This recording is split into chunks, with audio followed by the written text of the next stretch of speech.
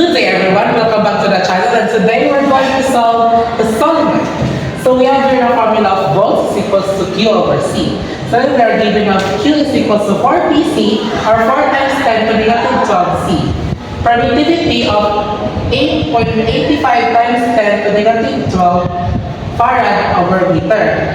Area is equals to 2 centimeters squared or 2 times 10 to the negative 4 meters squared. Distance of 2 millimeter or 2 times 10 negative 3 meter.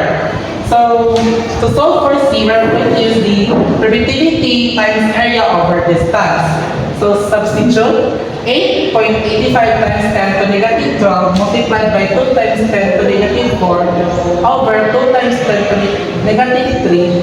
We're going to have a 8.85 times 10 negative 13 farad. So we're going to use the formula of V is equals to Q over C to substitute 4 times 10 to negative 12 over 8.85 times 10 to negative 13. We are going to have a 4.52 volts. So for our second problem, we are given that inductance is equals to 0.25 Nh or 0.25 times 10 to negative 3 Henry. Permeability of 4 pi times 10 to negative 7 Henry over meter. Area of 6 times 10 to negative 4 meters squared, length of 36 centimeters or 0.36 meters, and so we're going to solve for inductance.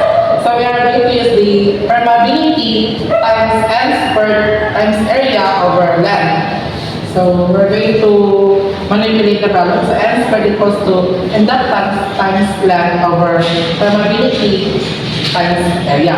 So substitute the values. N squared is equals to 0.285 times 10 to negative 3 Henry multiplied by 0.56 meters over 4 pi times 10 to negative 7 H over N multiplied by 6 times 10 to negative 4 meters squared.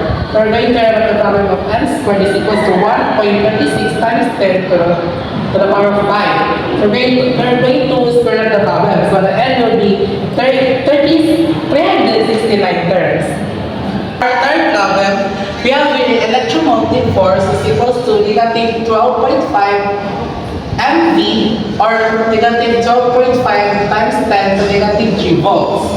Inductance is equals to 0.25 mH or 0.25 times 10 to negative 3 Henry.